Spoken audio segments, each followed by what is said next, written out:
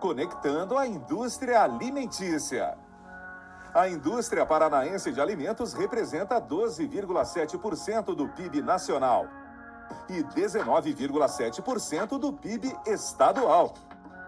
Ainda segundo dados do CAGED, um grande destaque na indústria de transformação, responsável por 32,6% dos empregos formais. Neste cenário, nasce nossa associação, a Apralim, Associação das Indústrias Alimentícias do Paraná. Associação que representa as indústrias do setor com o objetivo de desenvolver, promover a competitividade e defender os interesses dos associados. Tem acesso a informações exclusivas, novas tecnologias, além de pesquisas, relatórios de mercado, webinars, eventos, feiras nacionais e internacionais, seminários e missões empresariais. O networking e a força da coletividade. Ao se associar à Apralim, você terá a oportunidade de se conectar com outros profissionais do setor, trocar informações sobre o mercado, tendências e soluções para problemas comuns. Representação comercial e política de defesa dos interesses em comum. A Apralim representa os interesses da indústria alimentícia em nível comercial, político e institucional, lutando por questões que impactam o setor, como políticas públicas, legislação e regulamentação. Ao se associar, você terá uma voz forte para representar seus interesses, além de contribuir para o desenvolvimento do setor. Acesso a programas de desenvolvimento profissional. Como membro da Apralim, você e sua empresa terão acesso a cursos, workshops e treinamentos que contribuem para a atualização e desenvolvimento dos seus profissionais, aprimorando suas habilidades e conhecimentos necessários para a formação de carreiras empresariais e para o desenvolvimento das organizações. Ampliar a visibilidade e credibilidade do seu negócio no mercado, pois indica que você está comprometido com o setor e segue boas práticas. Além disso, ao participar de eventos especializados para o setor, você terá a oportunidade de apresentar sua empresa e produtos para um público altamente qualificado. E muito além de fortalecer o networking, obter acesso a condições vantajosas para a aquisição de insumos, serviços e investimentos. Ao unir forças com outras empresas, você ganha poder de negociação, reduzindo custos e aumentando sua competitividade. Associe-se à Apralim, entre em contato conosco e faça parte do grupo de empresas líderes na indústria alimentícia do Paraná. Muito obrigado, Diego. Primeiramente, eu gostaria de agradecer a todos que estão aí presentes. Vamos falar hoje sobre o controle da cor da indústria alimentícia, né? E sendo a cor efetivamente uma das nossas paixões, uma das minhas paixões em específico, eu espero que vocês realmente aproveitem a palestra. A nossa ideia é que essa palestra seja, inclusive, dinâmica. Se vocês tiverem alguma pergunta, tiverem algum questionamento, vamos conversando, abram o microfone, falem, questionem, porque a nossa ideia aqui hoje, justamente, com o apoio da Apralim, é como o controle da cor pode afetar os alimentos. Como é que a gente pode efetivamente controlar a cor na indústria de alimentos? Quais são os aspectos que nós temos relacionados a tudo isso, né? Então, o nosso objetivo hoje é fazer todo um overview sobre a indústria alimentícia, sobre a importância da cor e quais são os reais desafios que nós temos para o controle da cor dentro dessa indústria.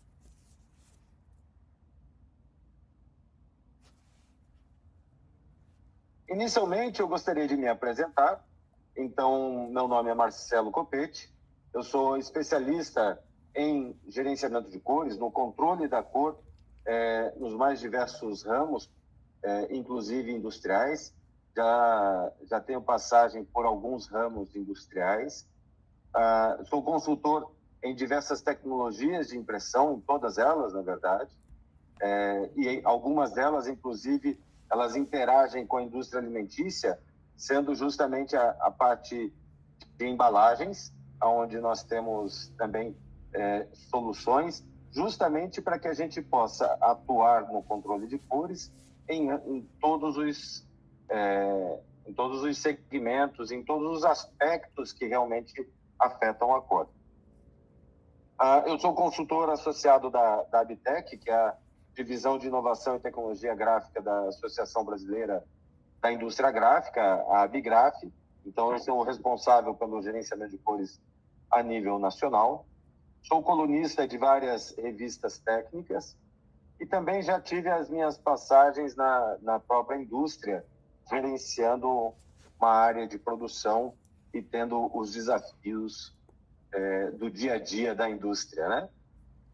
Inclusive, eu faço algumas provocações durante os cursos, justamente sobre ser indústria, trabalhar como indústria, né? Eu tenho 27 anos de controle de cores pela EasyColor, de profissão já são mais de 30. Eu normalmente sou chamado para resolver as consultorias, os problemas que normalmente não conseguem solucionar, que outros já passaram, né? Eu sou colaborador de diversas revistas e sites, como eu falei, e também participo de comitês de tradução de normas ISO para a BNT do Brasil. Então, esse é um pouco da minha trajetória, esse é um pouco do meu conhecimento, da minha experiência, para falar justamente sobre cores. E a primeira provocação, a primeira coisa que eu quero colocar é qual é a importância da cor, né? O que seria para nós um mundo sem cores? Seria justamente um mundo assim muito triste, muito sombrio. Nós vemos aqui, por exemplo, eu normalmente questiono as pessoas o que elas sentem, o que elas veem quando tem esse slide, né? Porque é realmente impactante como a gente se incomoda não tendo as cores aí envolvidas, né? Mas a cor, na verdade, ela é uma sensação. A cor é o que nos dá vida, é o que nos dá emoções, ela mexe conosco em todos os sentidos. Então, a importância da cor, ela não é somente técnica. A gente vai ver um pouco disso, porque para fazer essa pesquisa, para fazer essa palestra, inclusive, eu fui fazer algumas pesquisas extras e fui descobrir que na pré-história a gente se preocupava muito mais entre cores verdes e vermelhas, né? Então, o nosso histórico de se preocupar com a cor era justamente que a cor vermelha era boa para consumo naquela época. Então, estava muito ligado diretamente a uma fruta vermelha, mais madura e próxima do consumo, boa para consumo. As aves, por exemplo, historicamente também, elas buscam cores escuras, cores azuis, por terem riqueza de lipídios. E aí, justamente, a gente começa a entender o porquê da cor ser importante para nós. Quando a gente fala nutricionalmente, todo mundo deve lembrar, ou já deve ter ouvido, de que o nutricionista diz assim: você tem que comer de forma colorida, justamente porque cada uma das cores traz um grupo de vitaminas, sais minerais, ou seja, alimento para o nosso corpo de maneira efetiva. E também, na Roma antiga, surgiu o ditado comer com os olhos, né? Então, normalmente eu digo assim que estou comendo com os olhos, eu como com os olhos, mas é que na Roma antiga era muito comum que nós tivéssemos os funerais e a Roma antiga era muito conhecida pelos seus deuses, pela sua cultura, e nos funerais eram servidos banquetes aos deuses, né, para que aquela pessoa fosse bem recebida. Mas qual é o detalhe? a gente não podia comer essa comida que era ofertada aos deuses. Então, lá surgiu a ideia de comer com os olhos, surgiu a expressão comer com os olhos. A cor também ela está muito relacionada à cultura. Então, tem diversas pesquisas, diversos estudos que falam sobre determinadas situações. E um dos estudos que eu conheço e que faz sentido mostrar como interessante é que uma determinada bebida dada para ser tomada por habitantes de Taiwan e da Inglaterra, por exemplo, a bebida que era tomada, ela parecia ter sabor, parecia ser menta para o pessoal local, e na Inglaterra parecia ser framboesa. Quer dizer, a cor ela é extremamente importante e diferente em cada região do planeta, justamente pela cultura. E isso nos leva a entender qual é a importância da cor, não somente nessa situação, né? Porque é importante que a gente entenda que a gente tem a cultura relacionada e para empresas que estão exportando, isso também tem que entrar no nosso foco, na nossa realidade. E a gente efetivamente compra pela cor, né? Um exemplo inicial aqui é que se o abacaxi estiver levemente amarelado, ele tá bom para consumo, né? A gente pode comê-lo. Tá? A maçã, quando ela está amarronzada, não, essa maçã já passou, né? Ela não está boa para comer. Então, na prática, o que acontece é que nós compramos pela cor. Como é que a gente escolhe efetivamente o que a gente compra? A gente escolhe, será pelos nutrientes, pelas vitaminas, pela doçura? Na prática, o primeiro quesito que a gente olha é a cor, né? Então, existem determinadas pessoas, por exemplo, que passam na área de compras de alimentos e olham para a cor e já tomam uma decisão. Se você vai pegar um alimento no frigorífico do supermercado, a primeira decisão que você toma é a cor. Você olha e você diz assim, isso está bom ou isso não está bom. Se não está bom, a sua decisão já está tomada por não comprar. Então, para você poder ser competitivo, para você poder estar realmente dentro do jogo e você ter a chance de decidir a compra do seu consumidor, ele efetivamente vai decidir inicialmente pela cor. Existem algumas pesquisas que dizem que entre 65% e 70% da decisão é efetivamente pela cor, principalmente nos alimentos. Mas a cor efetivamente não é só alimentos, não é só área de impressão, não é só a embalagem. Eu resolvi trazer aqui algumas outras áreas de interesse só para a gente ampliar o nosso leque do que nós podemos controlar nas cores. E o detalhe é que não são todas as áreas aqui, né? Então, a gente tem, por exemplo, arqueologia. A arqueologia, existem padrões de cores criados justamente para você poder identificar tipos de solo. Então, existem padrões de cores, como está mostrado aqui na figura ao lado. Então, esses padrões de cores, eles são justamente padrões de solos. E aí você pode identificar se o solo está correto, se não está correto, se ele se aproxima de um solo de outra área do país, de outra área do mundo. Então, as conversas entre arqueologistas na agricultura também isso é utilizado para que você possa fazer comparações entre solos de maneira efetiva. Na agricultura, um caso interessante que nós tivemos foi uma grande empresa da indústria agro querer calibrar todos os seus monitores da central de controle. Eles fazem medições da lavoura, eles têm drones que fazem toda a captura da lavoura e eles queriam efetivamente ver a cor verde correta nos monitores. Por que isso? Quem trabalha com agricultura sabe que o tom do verde da folha diz muito sobre nutrientes, sobre falta d'água, sobre excesso d'água. Então, eles precisavam enxergar nos monitores o verde real, não podia ser um verde diferente. Na área de segurança, a gente sempre tem padrões específicos, então a sinalização viária, o amarelo pintado da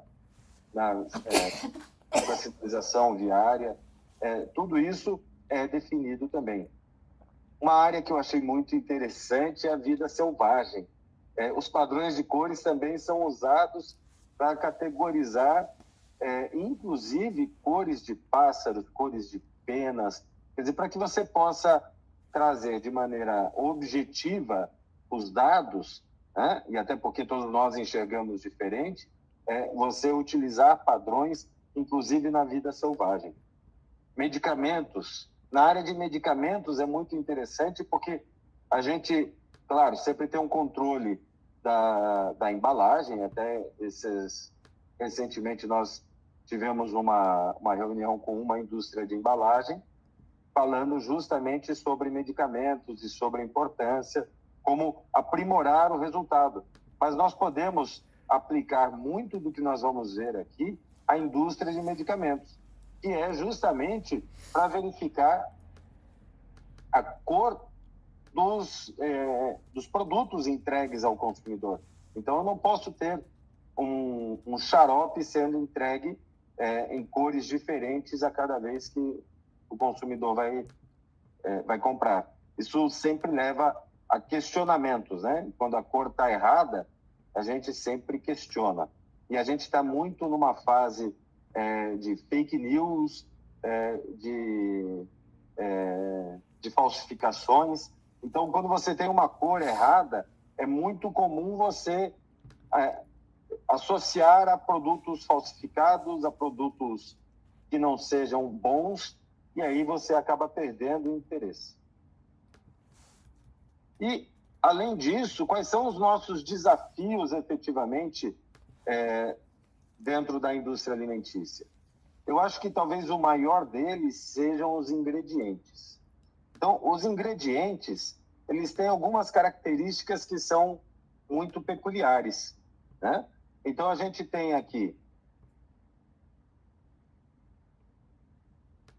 variações na origem. Então, todo mundo sabe que a variação na origem dos produtos in natura, ela é grande. Então, você não consegue pegar, por exemplo, aqui a gente está vendo café, você não tem o grão de café exatamente igual, sempre da mesma forma. Você tem grãos de café diferentes e isso traz um desafio maior para a gente ao controlar a cor no processo final. E também um outro grande desafio que a gente vai trazer aqui é fazer uma medição em produtos que não podem ter contato, né? Então, a gente não pode ter contato por diferentes razões que a gente vai discutir aí, mas eu não consigo fazer a medição deles colocando um instrumento em cima, né? Então, quando a gente fala em cores e quando a gente fala em ingredientes, a gente se pergunta o quanto é útil, efetivamente, medir a cor. Então, a gente, quando tem os ingredientes, a gente tem que pensar em pelo menos duas abordagens, dois vieses. Ou seja, a segurança e a higiene, inicialmente. Quer dizer, eu tenho que medir a cor sem comprometer aquele alimento, né? E também tenho que fazer leituras de cor de produtos que sejam líquidos, pastosos, que sejam pós, como no slide anterior, a gente viu determinados elementos que nós utilizamos na indústria, esses ingredientes, eles vêm na forma de pó, para ser acrescentado na receita final. Então, na prática, a gente tem os desafios aí de trabalhar com essas questões quando a gente está medindo para a indústria alimentícia, né? E a gente tem que controlar cada uma delas. E com os ingredientes, o que a gente vê na prática e a gente se questiona é o quanto é importante medir os ingredientes, né? Então, uma vez que a gente receba esse ingrediente, a gente precisa fazer classificações desses ingredientes. Então, a gente pode fazer classificações básicas, por exemplo, como mais claro e mais escuro, né? E quando a gente fala em mais claro, mais escuro, a minha receita final do meu produto, ela tem que ser alterada. Porque se ele for mais claro, eu tenho que colocar mais ingrediente, por exemplo, e ter menos veículo, né? Quer dizer, aquilo que a gente usa para mistura na receita, eu efetivamente preciso colocar menos e colocar mais ingrediente. Se ele veio mais escuro, né, eu posso ter uma situação onde eu coloque mais ingrediente e menos veículo. Então, esse é simplesmente um dos fatores que podem classificar os ingredientes. Se a gente estiver falando em corantes, se a gente estiver falando em receitas onde nós tenhamos corantes, a gente vai precisar imaginar que nessa classificação eu vou identificar também a cor específica que esse ingrediente veio. Quando esse ingrediente vem, a gente tem aí uma determinada coloração que normalmente a gente precisa fazer a correção dessa cor. Então, se o meu produto tem um vermelho específico e eu trago um ingrediente inicial que este vermelho está com um tom mais azulado, então eu preciso corrigir, porque senão o resultado final do meu produto com a receita padrão vai ficar também um vermelho mais azulado. E aí, quando a gente entrega um produto com variação de cor para o consumidor final, leva àqueles questionamentos que a gente estava fazendo agora há pouco, né? Então, se até vocês tiverem situações, tiverem casos em que vocês vejam isso, vocês podem falar, podem interagir aí e contar alguma situação que vocês tenham. Às vezes eu olho para o lado aqui, porque eu estou com um monitor aqui do lado e eu acabo buscando ali o chat para a gente poder entender melhor e ver se alguém falou alguma coisa.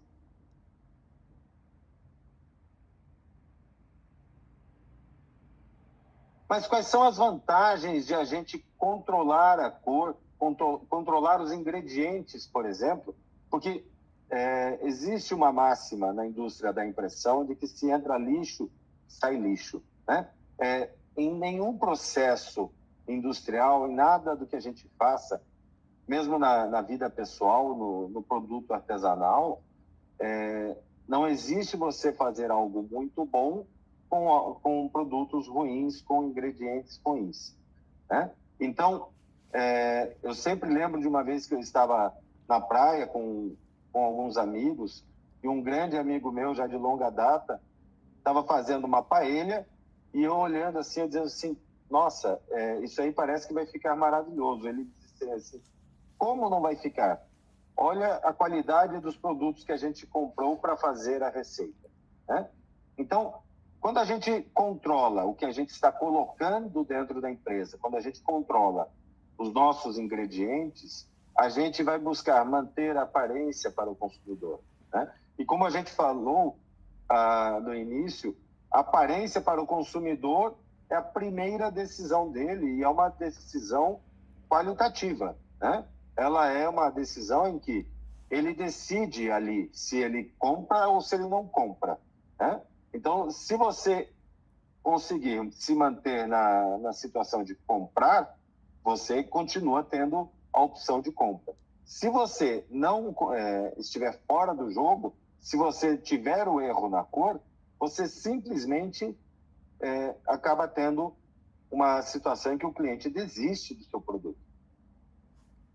Tem algumas histórias muito interessantes nessa situação, porque eu tenho um grande cliente em que ele contratou um ex-gerente de supermercado para controlar uma das áreas da empresa dele. E quando eu conheci essa pessoa, eu cheguei assim, olha, a primeira coisa, vamos sentar e vou te fazer algumas perguntas. E eu perguntei para ele assim, quando chega o produto no supermercado com a cor correta ou com a cor errada, o que acontece quando vem com a cor errada? Quando vem a embalagem errada? Quando vem o produto com uma cor estranha? Ele disse, não acontece nada, não vende. A gente devolve para o fornecedor e é rechaçado. Então, na verdade, a aparência para o consumidor é extremamente importante, ela é decisiva, né? Uma outra característica de qualidade que a gente precisa entender é a consistência entre lotes. Porque se eu não tenho consistência entre os lotes, eu também não me mostro capaz de fazer um produto de qualidade, né? Então, se você pega um determinado produto, e aí normalmente eu faço a analogia com produtos como presunto, mortadela.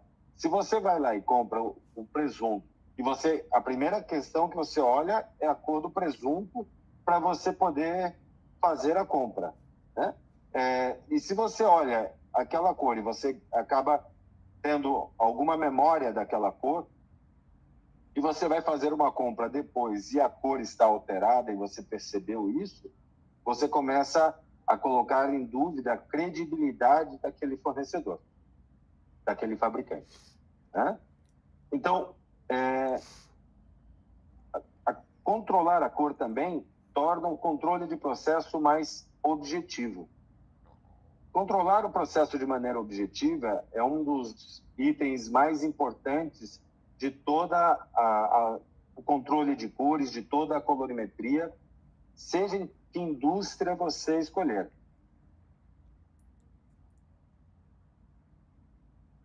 Porque a pior situação para uma empresa é ficar a discussão se está certo, se está errado, se a qualidade aprova, se a qualidade reprova, né?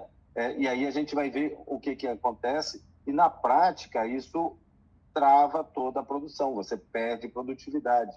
Determinados produtos, você perde lotes. A gente vai falar mais para frente sobre alguns casos reais e a gente vai ver que, em determinadas situações, você pode perder milhares de litros de um lote porque a cor estava errada, né? Então, controlar a cor tem a vantagem também de objetivar o processo, ser numérico, ser definitivo. A gente também, controlando a cor, a gente pode se adaptar a padrões internacionais. Então, as empresas que buscam fazer o controle da cor, inclusive para entrar em mercados estrangeiros, para exportar, que é normalmente um mercado bastante atrativo, mas a gente sabe o quanto ele também é exigente. E a gente prova que a gente consegue produzir de acordo com as especificações que eles exigem, atentando a padrões internacionais.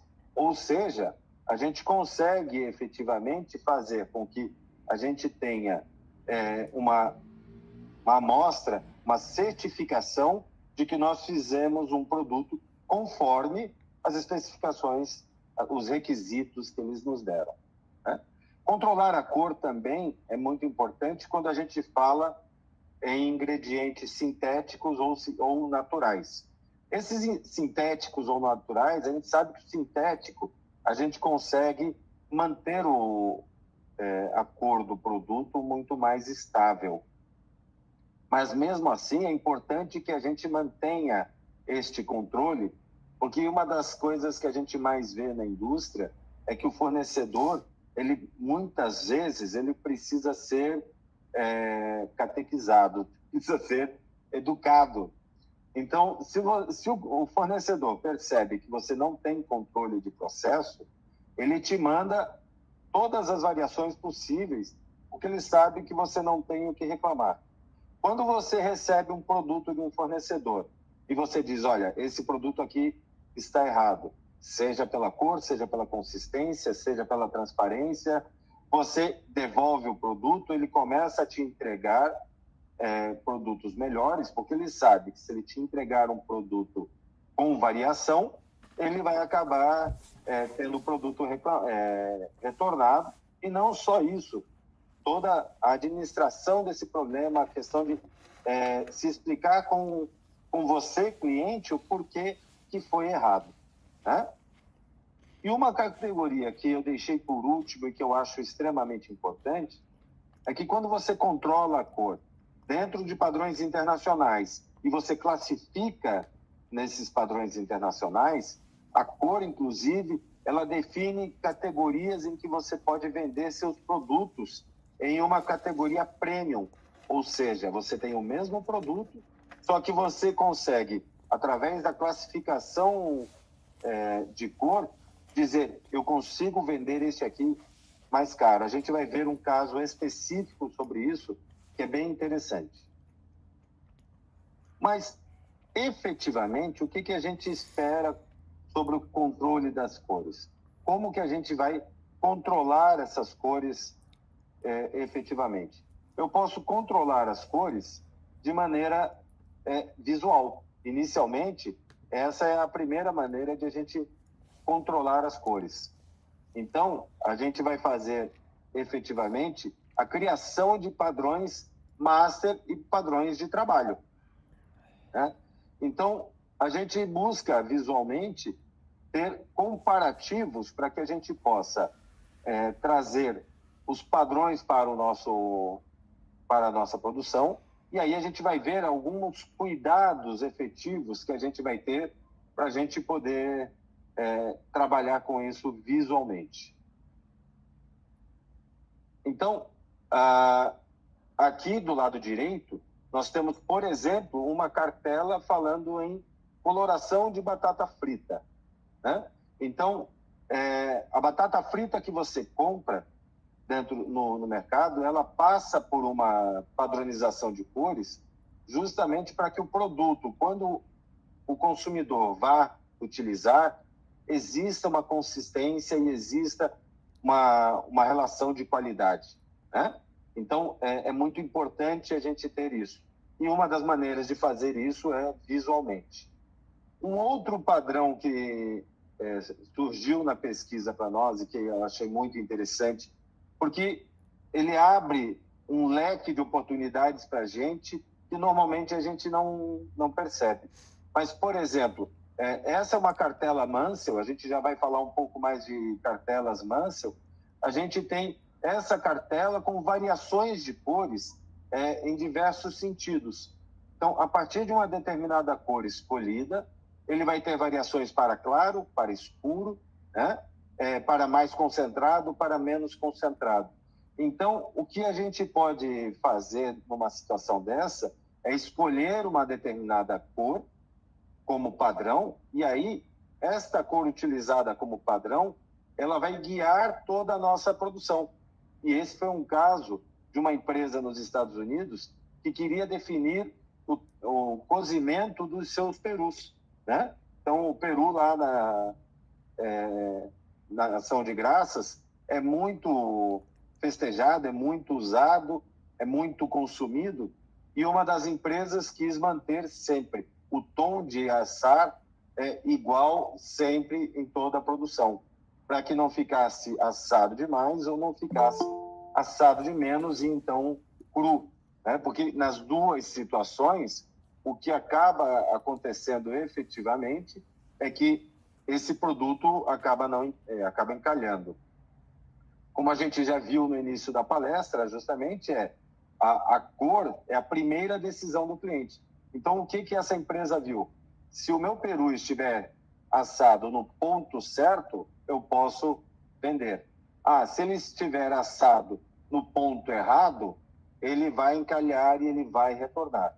Quer dizer, eu tive uma produção inteira, eu tive 20% queimado, 20% cru, né?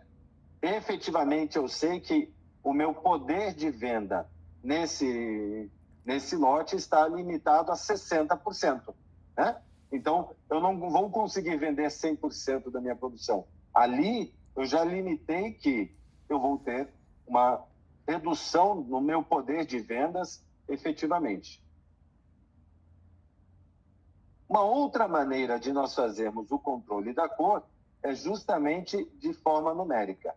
Essa forma numérica de controlar a cor, a gente vai explorar um pouco e a gente tem algumas situações que a gente pode ver.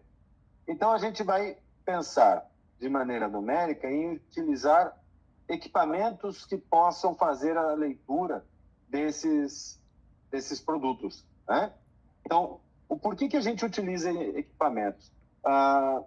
Sábado passado, eu estava numa indústria de tintas e a gente a gente deu um curso sobre formulação de tintas e a gente passando pela colorimetria, que é toda a base da cor, como é que a gente mede a cor, né? Nesse curso, a gente estava explicando justamente que nós enxergamos de maneiras diferentes. Então, cada um de nós enxerga de maneiras diferentes. Então, numa pesquisa recente, para um outro curso nosso, a gente estava lendo sobre vermelhos. As mulheres enxergam mais vermelhos do que homens. Como é que a gente consegue provar isso? Nossos olhos têm 3 tipos de células que podem enxergar a cor.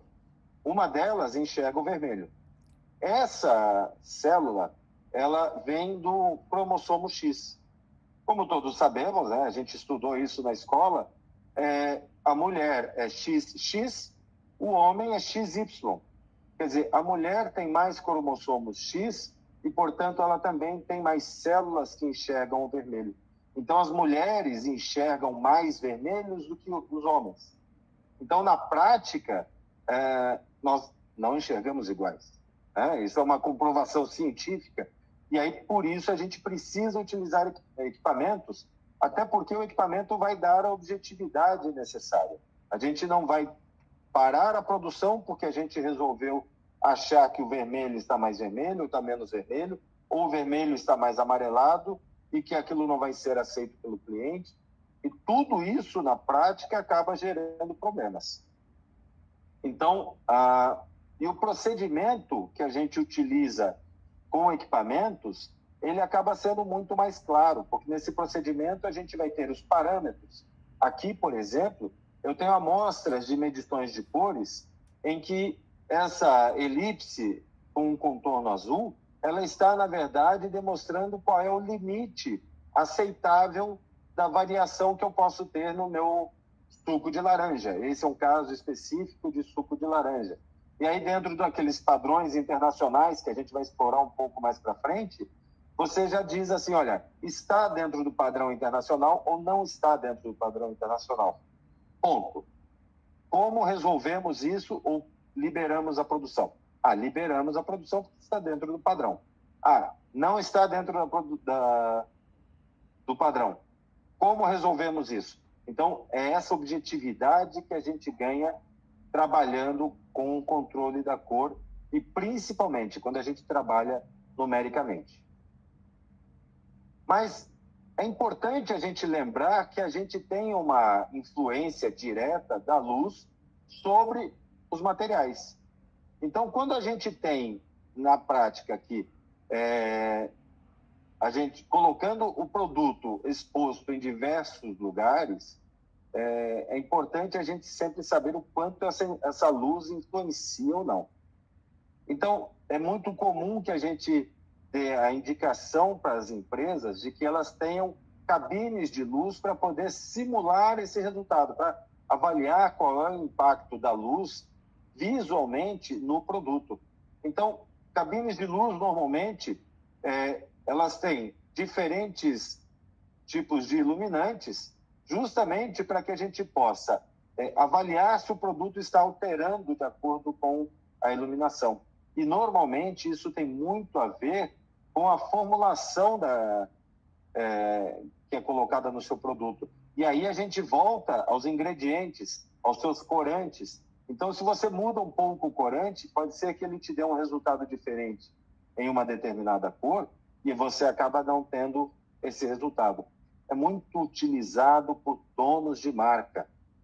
Então, empresas que estão preocupadas com essas marcas, preocupadas com o seu produto, preocupadas com o impacto que isso tem no seu cliente, não somente na decisão da compra, mas no valor da sua marca, porque tem determinadas marcas que elas vendem por si só. Então, os consumidores normalmente acabam se apegando tanto às marcas, tanto àquele controle que é dado, aquela segurança que é dada, que ele entra no mercado justamente para comprar já daquela marca. Ou se tem um produto entre 2 ou 3 marcas, mesmo com variações de preços, ele decide pela marca, pela confiabilidade.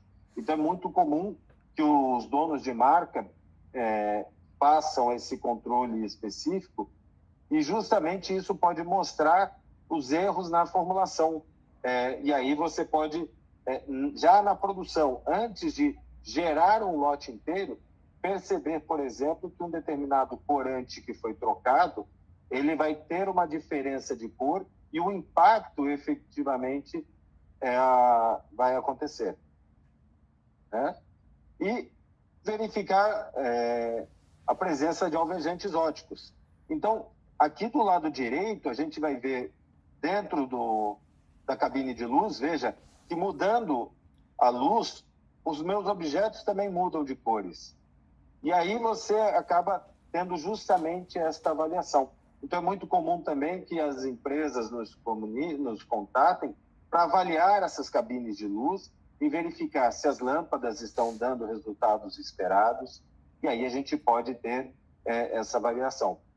Um caso muito específico, que eu acho que é muito ilustrativo disso do que a gente está falando, são, por exemplo,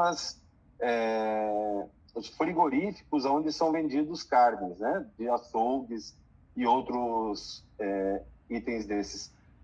Todas as lâmpadas desses frigoríficos, eles têm que ter uma cor específica, justamente para evitar que a cor da carne que está sendo vendida seja alterada. Então, se você utiliza uma luz de cor diferente, você pode fazer simplesmente com que o seu vermelho da carne, o vermelho do seu produto final, seja simplesmente estragado aos olhos do consumidor, e aí ele vai enxergar uma cor esverdeada naquele vermelho. Uma carne esverdeada parece podre, né? E aí você já não compra. O produto encalha. Aí ele vai apodrecer efetivamente, porque ele não vai ser vendido, vai passar do prazo de validade, né? Então, é muito comum que a gente tenha esse tipo de situação já diretamente nas gôndolas. Essa é uma preocupação também no ponto de venda. Então, saber se o seu produto está sendo exposto de maneira correta. E aí, o porquê que isso é tão importante na indústria alimentícia?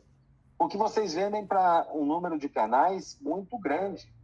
Com certeza vocês têm lugares que vendem produtos premium, né? Onde eles têm maiores cuidados, mas você também tem aqueles pontos de venda do bairro, onde são lojas menores, onde efetivamente eles não têm um controle tão apurado em diversos itens, em diversas situações.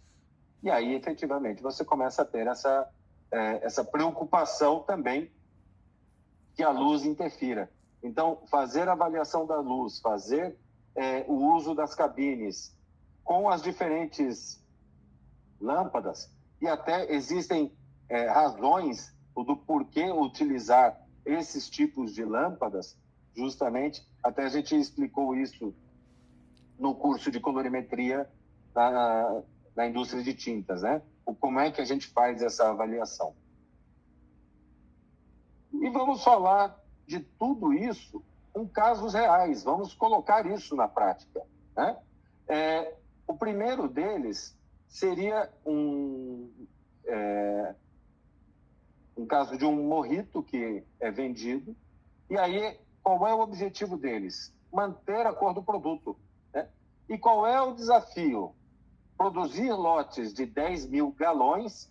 10 mil galões são cerca de 37 mil litros de forma consistente. O porquê disso? Porque os ingredientes que eles utilizam, eles variam de cor de acordo com o lote que eles chegam. E eles precisam manter o resultado da cor final do produto deles para que o cliente tenha a segurança de comprar sempre a mesma bebida, sempre da mesma cor, né? Então, eles começaram a controlar a cor depois que eles começaram a perder lotes inteiros de bebida, porque eles estavam errando na receita. A gente já vai falar um pouco mais sobre isso, mas esse é o grande desafio, você poder manter os lotes consistentes. Esses lotes normalmente são muito grandes. Então, o erro em um lote desses custa muito caro, e a gente normalmente comenta assim, o custo não é só o financeiro. 37 mil litros de uma bebida dessa, vamos colocar um valor de $1 por litro, né? Só para a gente mensurar, nossa, são 37 mil dólares. Ah, mas veja, o tempo investido para produzir isso, você vai ter que produzir tudo novamente, e se você não tem controle, você está na tentativa e erro. Quando você não controla, né, você está na tentativa e erro. E aí você vai tentar a sorte para que o próximo lote saia correto, né? Qual é a dificuldade maior neste caso dos mojitos? É justamente a variação dos ingredientes naturais, tá? Então, a gente tem que medir esses ingredientes naturais e precisamos adaptar a receita de acordo com os ingredientes recebidos. Então, esse é um caso real de controle de bebidas, né? Um outro caso é justamente o suco de laranja. Então, o suco de laranja, ele dá diferentes cores de acordo com a área plantada, com os tipos de solo. Então, essa combinação de área plantada, tipos de solo, insolação, chuva, né? Tudo isso leva a uma cor específica do suco de laranja. E daí qual é o desafio? É medir líquidos sem tocar no produto. Então, a gente precisa fazer a medição desse suco de laranja e saber qual é a cor que ele tem. Mas eu não posso tocar no produto. A gente vai definir melhor isso na frente, mas qual é a dificuldade? Líquidos podem atravessar, né? A luz pode atravessar esses líquidos ou não, né? O que pode tornar a medição mais complexa. O suco de laranja, por exemplo, o USDA, que nós estamos vendo esse ícone aqui, esse badge, me fugiu a palavra agora, esse brasão, justamente mostrando qual é o grau do suco de laranja. Então, a USDA, para quem não sabe, é, na verdade, a Secretaria de Agricultura americana. Então, eles definem regras claras para os produtos e para a classificação em diversas áreas. Então, o que eles fazem é criar toda uma especificação que você precisa atender, e aí as compras internacionais, elas são guiadas justamente por essa graduação. Então, lembra que eu falei de um produto premium, definindo a cor? Então, o suco de laranja, por exemplo, se você atinge um grau A, por exemplo, como está ali no rótulo, você vai ter efetivamente uma chance de vender o seu produto, o teu suco de laranja, com um preço superior, porque ele atingiu uma graduação premium, uma graduação A. E aí você consegue efetivamente aumentar o valor de venda do seu produto. Então, quando a gente faz as medições de cores, a gente não está somente controlando o lote a lote, mas a gente também pode classificá-los de maneira adequada, de acordo com essas escalas internacionais, e aí você, utilizando os equipamentos específicos para essas situações, você vai conseguir demonstrar isso, né? E aí você, entrando nessa classe, você, quando vai fazer a venda internacional, você mostra que o seu produto tem atingiu essa classificação, e ele, dentro dessa classificação, ao invés de vender o $1 por litro, você vai vender a $1,30, $1,40, $1,20 o litro. Quer dizer, você vai ter um sobrepreço no seu produto pela classificação da cor. Um outro desafio que a gente encontrou foi classificações, por exemplo, de sorvetes. Então, essa classificação de sorvete é muito interessante, porque qual é o desafio? Medir líquidos ou pastas, né, que tenham diferentes composições.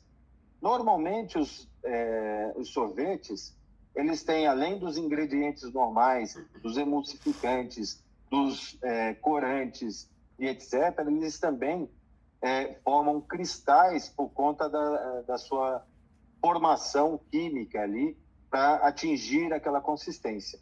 E no gelo, esses cristais aparecem e esses cristais acabam dando resultados diferentes de acordo com cada um dos ingredientes. Porque os ingredientes sólidos ali em dificuldade, a gente tem aqui sólidos e líquidos, eles refletem a luz de maneira diferente. E aí os equipamentos precisam estar prontos para dar o resultado de acordo com essas situações. Então, por exemplo, o sorvete é composto em grande parte por micelas de caseína, glóbulos de gordura, células de ar, o produto é aerado, né? Cristais de gelo, quer dizer, partículas menores e volumes maiores de bolhas de ar vão fazer com que o sorvete incolor adquira uma cor aparente mais clara. Então, quando você controla a cor do seu produto, você precisa levar em conta essas características de cada ingrediente, características de cada produto.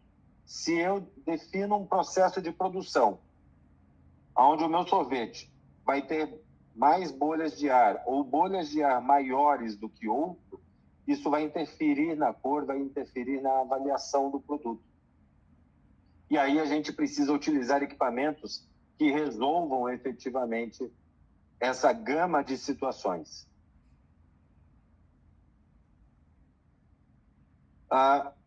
Casos reais também na área visual. Então, como é que a gente classifica batatas fritas, né?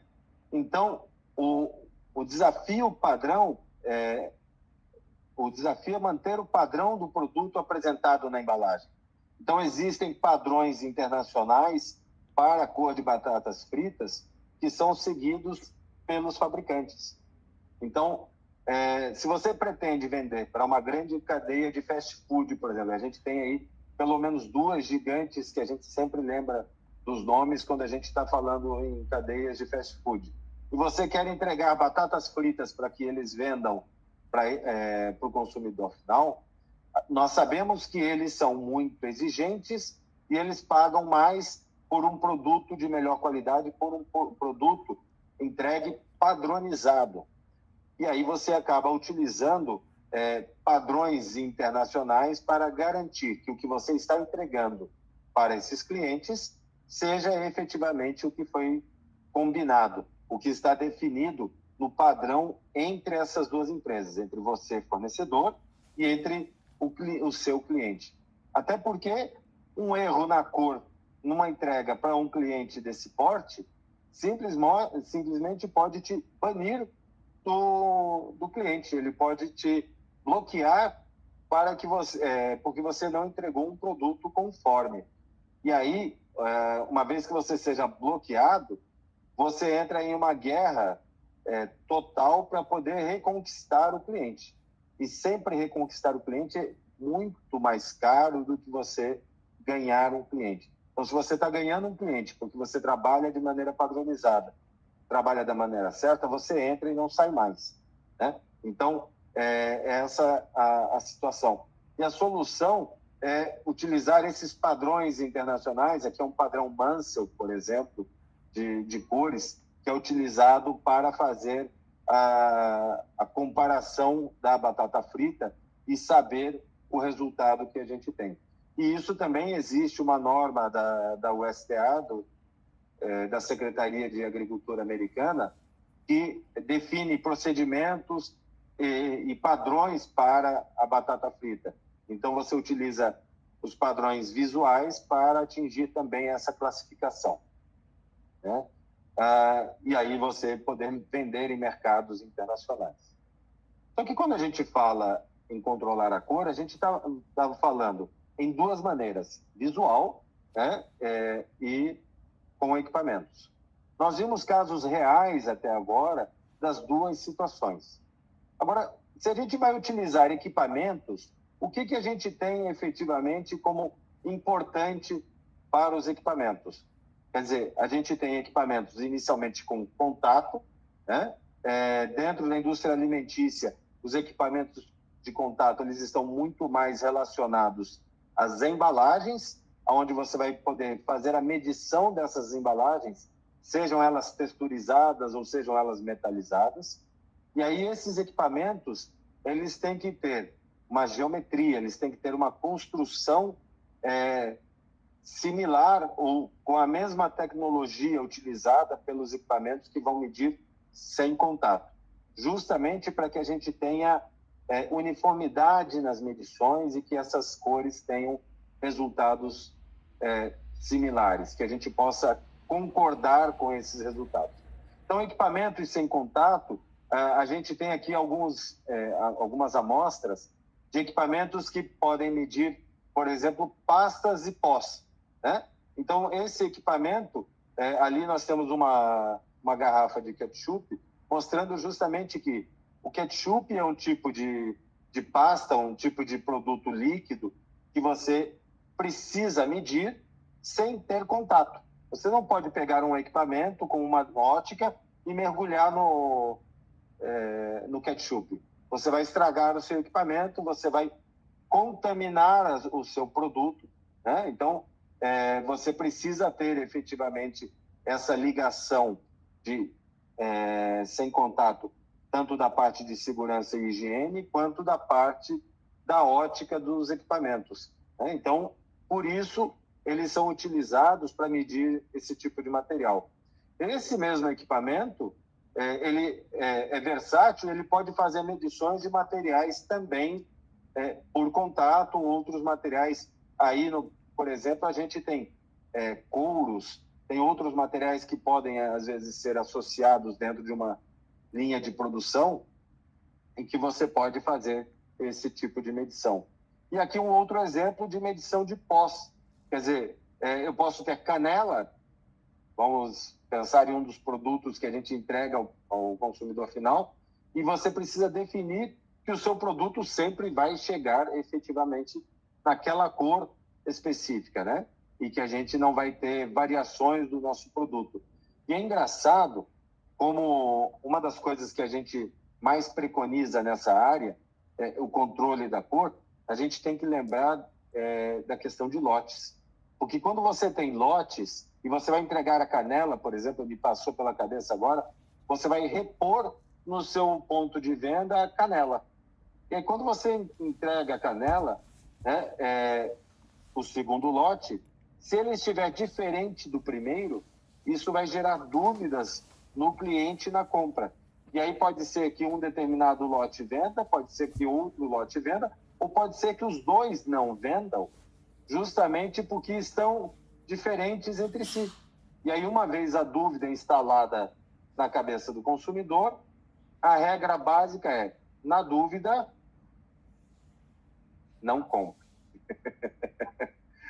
Infelizmente, é uma equação direta assim, né?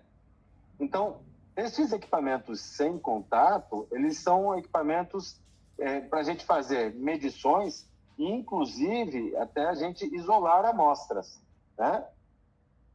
Então, quando a gente faz, por exemplo, medições, esses equipamentos, aquele que tem ali a figura do ketchup, nós temos ali diferentes recursos. Então, aquele equipamento eu posso, por exemplo, em um material que não seja... Porque a pasta de ketchup ela é homogênea. Eu tenho outros produtos que são entregues e eles não são homogêneos. Então, eu preciso escolher a área onde eu vou medir. Então, esses equipamentos permitem, através de uma câmera, definir o ponto aonde você vai fazer a medição da sua cor. Porque se você escolher aqui um ponto em cima desta área, você vai ter uma cor definida, uma cor mais escura, e você vai fazer uma correção nesse lote errada, né?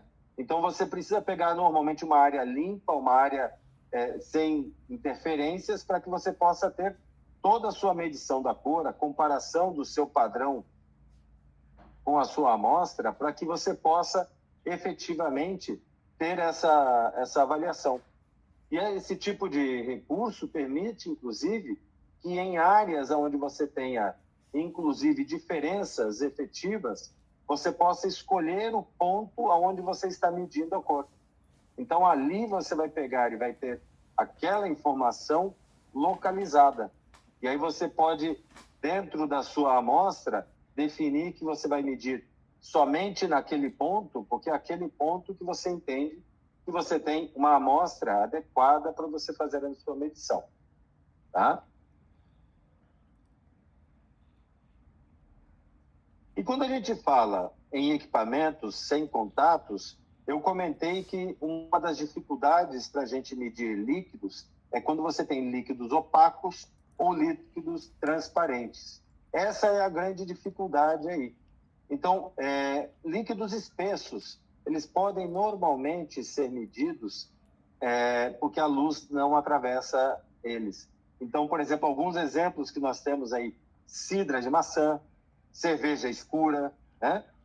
Sucos de laranja, você pode fazer medições em equipamentos em que eles atuem apenas por transmitância, quer dizer, por reflectância, ou seja, você vai incidir a luz e ela vai refletir, e você faz a medição, que é o caso que está sendo mostrado nessa imagem.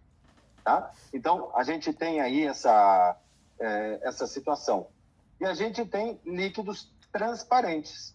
Tá? Então, líquidos transparentes, nós vamos colocar nestes equipamentos em uma parte central dele e não na frente. Então, se vocês forem olhar aqui em equipamentos desse porte, os que vão fazer a leitura de equipamento de materiais transparentes, eles têm uma abertura aqui nessa área central, que é justamente aonde a gente está vendo aqui, ó. E aí a gente consegue colocar o líquido que nós vamos medir em uma cubeta de cristal, normalmente. Daí esse cristal é um cristal específico, justamente para que você não tenha variação na cor por conta do invólucro. E aí você vai atravessar a luz pelo seu líquido para você definir a cor. E isso vai ser muito interessante quando você tiver corantes, por exemplo, para você avaliar quando você está recebendo. Você recebeu um determinado corante, você consegue medir esse corante e estabelecer um padrão de entrada do corante na sua indústria, e você vai começar efetivamente a controlar o processo em duas vias. A primeira via é educando o seu fornecedor e fazendo com que ele seja mais regular na entrega daquele corante. E a outra via, também importante aí, é que você faça a correção na sua receita para corrigir a diferença desse corante. Até porque corantes de origem sintética e de origem natural, eles são diferentes, né? Os corantes sintéticos, eles conseguem ser muito mais estáveis no quesito cor, quando eles são entregues. E é importante lembrar que a gente aí não avalia somente cor, a gente avalia também concentração. Então, porque se o seu fabricante, o seu fornecedor, te entrega um corante menos concentrado, isso significa que, se na sua receita você dizia que ia utilizar 5 litros de corante para aquele lote, né? Ou 50 litros de colorante para aquele lote, ou 100 litros de colorante para aquele lote, vamos pegar o 100 para um número redondo, e aí ele te entrega um produto menos concentrado, ao invés de 100, você vai colocar 130, 150, e isso vai mudar a sua fórmula de maneira substancial em diversos aspectos. Primeiro, que se você tem 150 litros dentro de um lote, ao invés de 100 litros, isto no volume final impacta. A segunda situação é questão de custo, porque daí você pagava por um determinado produto para você usar 100 e você teve que usar 50% a mais, o seu custo também está subindo. Então, quando você controla a entrada do corante na sua indústria e você consegue fazer análises como estas, você está evitando que o problema se instale dentro da sua empresa. E aí, a partir do momento em que você aceitou esse produto na sua empresa, o problema passa a ser seu e você tem que resolver dentro da sua fábrica. E aí você vai ter que fazer todo o cálculo, você vai ter que fazer toda a matemática para alterar a receita do seu produto para que ele seja efetivamente igual em termos de cor, consistência e outras características que você tem para o seu produto, iguais ao final. Então, você passa a ter um processo mais complexo porque você recebeu uma matéria-prima não conforme. Mas eu não tenho um padrão para isso. Mas uma das coisas que eu falo num dos cursos que eu dou é que o poder do histórico é maravilhoso. Então, quem trabalha com qualidade, quem trabalha com gestão e vê uma sequência de medições, você já começa a definir o que é uma variação aceitável, o que não é uma variação aceitável.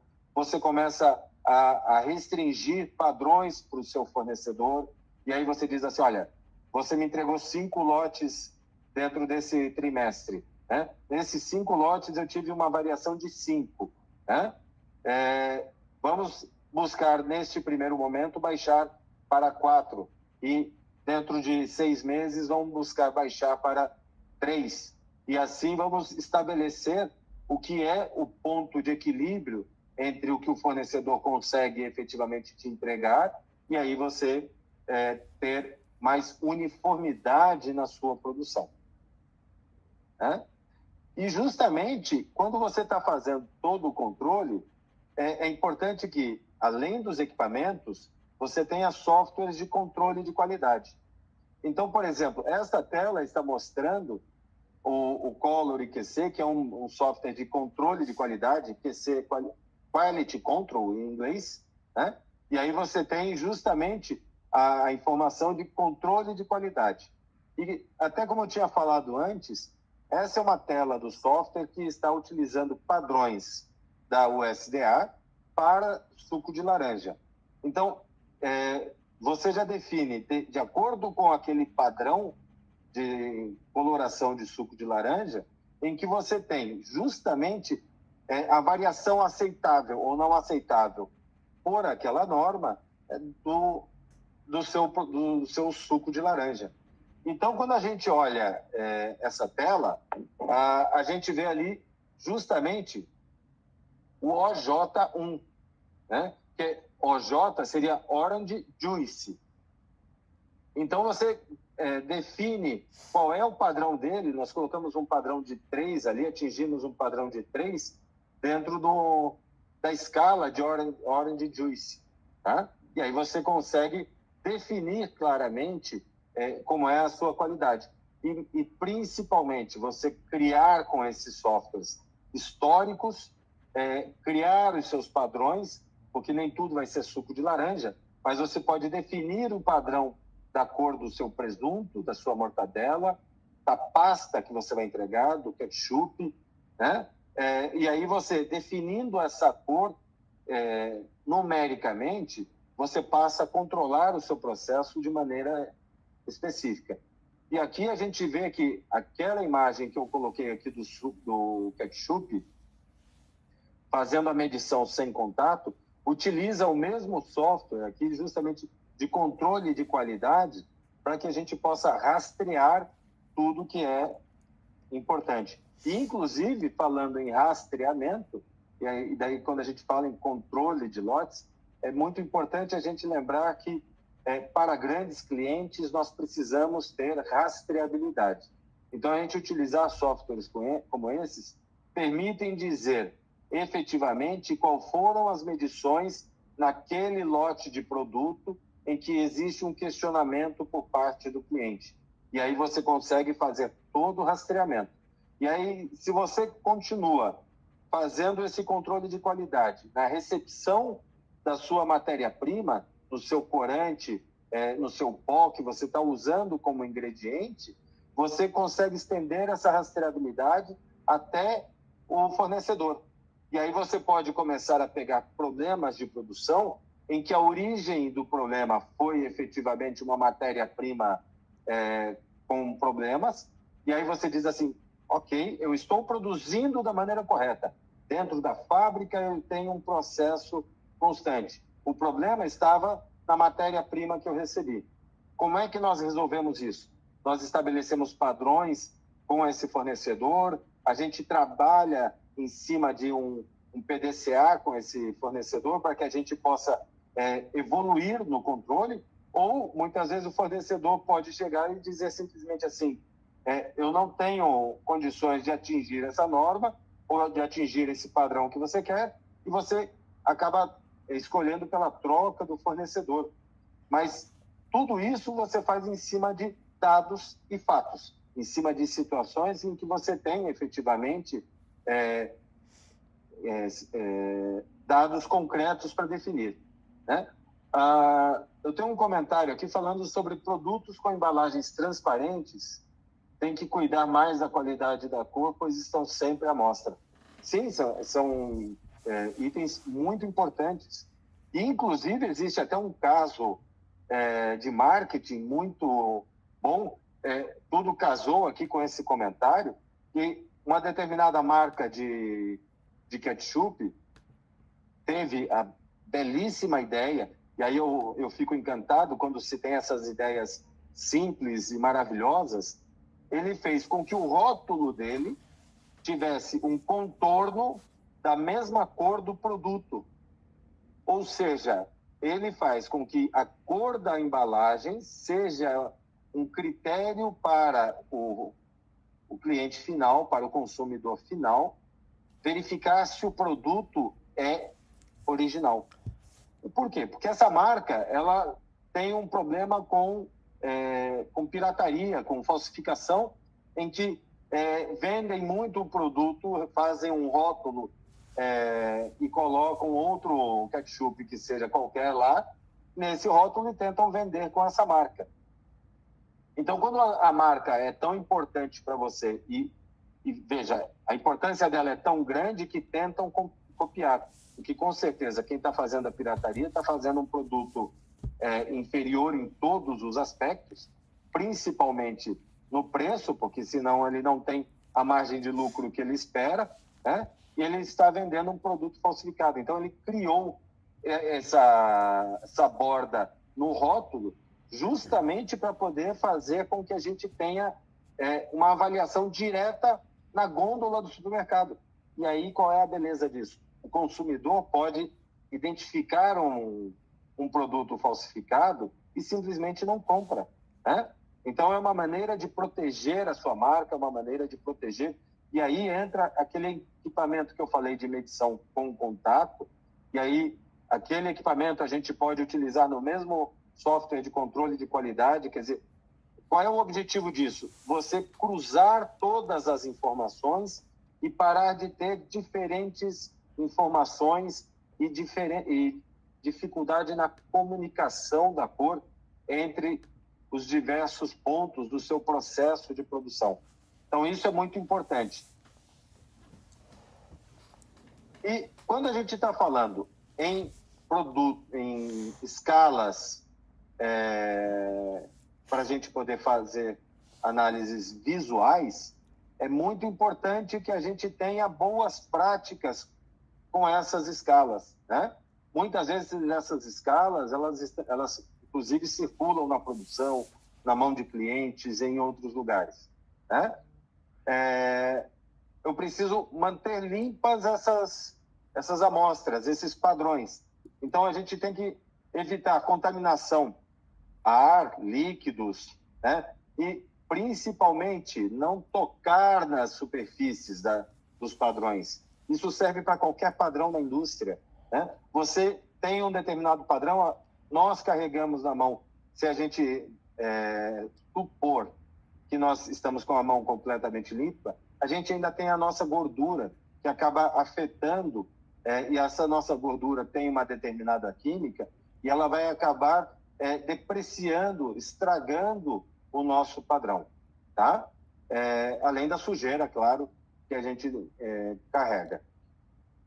Manter longe da luz, quer dizer, para manter o padrão o mais estável possível, a gente sempre busca manter longe da luz, principalmente o UV, né?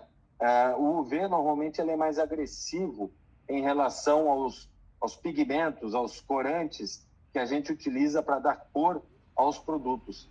Então, para a gente ter esse padrão o mais estável possível, controlar a luz que ele é exposto, calor, umidade, inclusive, se chega em situações mais críticas, onde se busca resultados cada vez mais precisos, manter essa diferença de esses padrões o mínimo tempo possível em relação à exposição de luz, tanto que em algumas empresas eles chegam a dizer assim, você utiliza o padrão, coloca dentro da cabine de luz, faz a avaliação e você tira o padrão, guarda novamente no envelope, na caixa, no invólucro dele, e você guarda o padrão, né?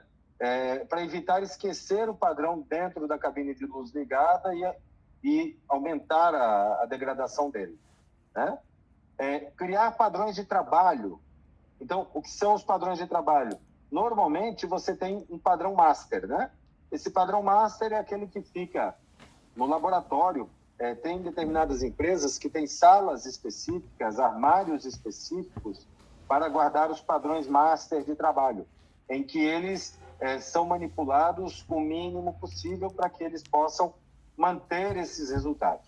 E aí você vai buscar justamente esse resultado, esse controle, para que você tenha efetivamente o seu padrão master cuidado. E quando a gente fala em padrão master de trabalho, a gente fala em padrões de produção, que a gente vai utilizar esses padrões de trabalho diretamente na produção. Esses padrões eles vão ser usados nas máquinas onde estão sendo produzidos os materiais para fazer comparações. E aí é sempre importante que a gente lembre da iluminação. A gente falou de iluminação lá atrás. Quer dizer, onde você estiver avaliando, a luz que você está avaliando, ela tem que ser a luz padronizada. E também na qualidade, quer dizer, ao final do produto, da produção, aonde você vai ter a qualidade atuando normalmente, você pode ter também padrões de trabalho. Então, esses padrões de trabalho, eles têm que estar conformes o master. E esses padrões de trabalho, a característica deles é que eles são substituídos a cada 2, 3, 6 meses, dependendo do tipo de produto, dependendo até da resistência à luz que os pigmentos, que os corantes que vocês usam atuam. E aí a gente tem que ir trocando esses padrões de trabalho. E o nosso padrão master, ele se mantém lá intacto ou o mais protegido possível para que a gente possa substituir esses padrões de trabalho e eles ficarem muito próximos daquele padrão master. Então, o padrão master é a nossa referência principal. A gente tomar cuidados com tintas, substratos, pigmentos, corantes, né? Que eles que os seus padrões sejam amostras fiéis do que você vai produzir. Existem muitas tentativas de simular com algumas outras tintas, com alguns outros substratos, padrões de trabalho ou masters, e a gente tem que tomar muito cuidado. Como regra geral, a gente coloca que padrões master e padrões de trabalho, eles devem ter os mesmos componentes da produção, ou seja, eles devem ser fiéis também na sua composição. Tá? Isso é uma característica que normalmente a gente coloca que é bastante importante fazer. E sempre contrate um especialista, porque na prática o conhecimento vai transformar a sua realidade, né? Quando você contrata um especialista, você está reduzindo prazos e desperdícios, né, com tentativas e erros, porque é muito comum quando você tem especialistas envolvidos no processo em que você passe a adotar boas práticas, que você passe a corrigir a sua solução e em pouquíssimo tempo você já está com a sua produção correta. Quando você não contrata, você vai tentar com um lote, tentar com 2 lotes, tentar com 3 lotes, até que o prejuízo é tão grande que você diz assim, se eu tivesse contratado especialista lá no início, eu não teria tido tanto prejuízo, né? E essa indústria que nós estivemos dando o curso de formulação de tintas, que é um curso que pode ser aplicado também à área alimentícia, de como você buscar acertar as cores, o que você tem que pensar quando faz essa situação. Das 3 possibilidades de controle da cor e até de tomada de decisão para saber como corrigir melhor, eles usavam apenas uma e a mais simples. Quer dizer, 2 outras ferramentas poderosas para o controle de cor, eles simplesmente não utilizavam. E aí, depois do curso, até a gente foi buscar um feedback entre o pessoal e tudo mais, e a gente percebeu que eles disseram assim, olha, isso muda o jogo para a gente passa a controlar de uma maneira muito mais assertiva e a gente sabe, na hora que a gente está criando o nosso produto, criando a nossa matéria-prima base que vai ser aplicada nos nossos produtos, a gente vai fazer isso com muito mais assertividade e a gente vai ter muito menos retorno de acertos. E com isso, a gente vai ganhar produtividade nessa área específica, que é o laboratório, mas também a gente vai deixar menos máquina parada. Quer dizer, tudo isso leva à redução de prazos de produção, redução de desperdícios e a tentativa e erro, que a gente sabe que tentativa e erro, quando a gente fala em indústria, é quase um xingamento, né? É algo que a gente tem que manter longe, se é algo que a gente tem que segregar, para usar o termo que essa gerente de qualidade gosta de utilizar.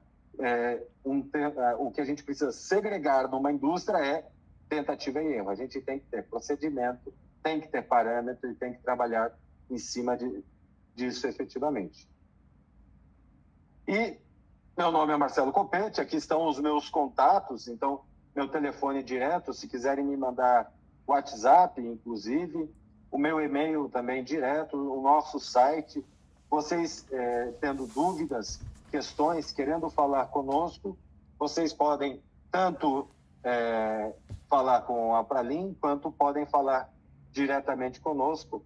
E aí eu abro para vocês perguntas, se vocês tiverem questionamentos, quiserem perguntar mais alguma coisa, fiquem à vontade e estamos abertos aí para conversarmos.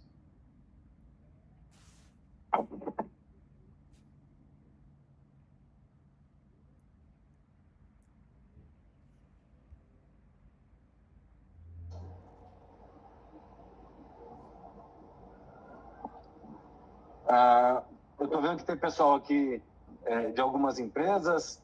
Vocês querem fazer algum comentário? Se tem alguma coisa que pareceu interessante a vocês, ou até alguma dúvida específica, ou não conversando aqui.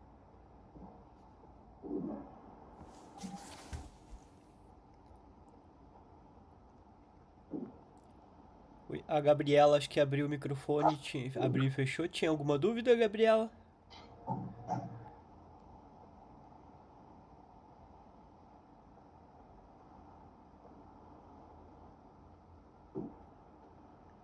Acho que ela tinha aberto ali e fechou novamente. Eu acho... Ah, não, acho que deve ter sido sem querer, então. Ela falou Então ali tá. no chat que não. Então é isso, pessoal. Se alguém tiver alguma dúvida também que quiser encaminhar, né, pro Marcelo, pode encaminhar direto pra gente, ali ou pra ele, né, pros dados. Se quiser colocar de novo os seus dados, Marcelo, como a gente tá gravando, a gente vai disponibilizar, né? Então, acho que quem estiver assistindo aí também depois na versão gravada e quiser entrar em contato aí com o Marcelo, esses são os dados direto dele, né? E a gente vai disponibilizar no canal da Pralim também o conteúdo, caso alguém queira compartilhar com mais alguém também. Obrigado, Marcelo, né, pela disponibilidade aí também pelo conteúdo. E eu acho que não tendo perguntas ali, a gente, né, pode agradecer o pessoal aí também. E depois, na sequência, se o Marcelo for disponibilizar ali também o material, a gente pode encaminhar por e-mail para todo mundo. E já mandamos o link também para todo mundo que queira rever algum ponto aí também. Se vocês quiserem essa apresentação em PDF, nós podemos prepará-la e mandar para vocês. Né? Bacana. É uma possibilidade que nós temos. Mesmo quem estiver assistindo o gravado pode entrar em contato conosco e fazer a solicitação. Maravilha. Obrigado, Marcelo. Obrigado a todos. Eu agradeço ao Diego por estar aqui nos Imagina. acompanhando, nos dando suporte aqui, e agradeço também à Pralim a oportunidade. Eu sou um apaixonado pelas cores, e a gente fala sobre cores para a indústria em diversos ramos, dentro de empresas. Então, é sempre bom quando nos dão estes desafios e a gente pode trabalhar para poder trazer conteúdo novo, conteúdo que seja relevante e que possa, muitas vezes nessas apresentações, o que a gente acaba buscando é abrir a mente, abrir a oportunidade para uma série de questões. Coisas que às vezes a gente não pensava e que a gente começa a imaginar assim.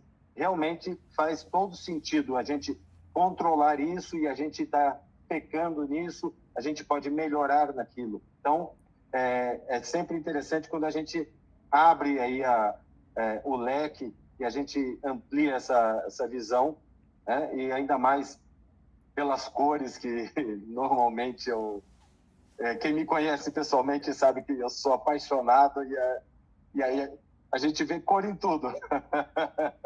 Maravilha. Não, e são insights riquíssimos, né, que acaba com certeza contribuindo aí para todo mundo. Perfeito, então. Muito obrigado mais uma vez, Diego. Muito obrigado a todos que estiveram aqui, a todos que vão assistir. Maravilha. Um bom dia aí para todo mundo, pessoal. Obrigado ao Roberto ali também agradecendo, a Gabriela. Qualquer dúvida, então a gente fica à disposição. Tchau, tchau.